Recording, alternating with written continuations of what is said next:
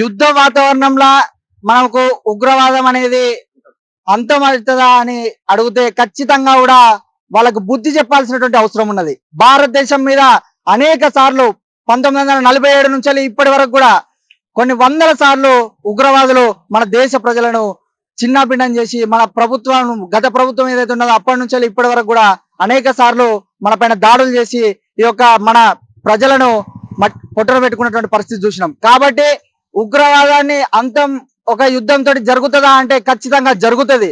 యుద్ధం జరిగినప్పుడే కదా అక్కడ ఉన్నటువంటి ఉగ్రవాదులకు భారతదేశం యొక్క శక్తి ఏంటిదో చూపించాల్సినటువంటి అవసరం ఉన్నది. కాబట్టి దీన్ని ఖచ్చితంగా మేము స్వాగతిస్తా ఉన్నాము.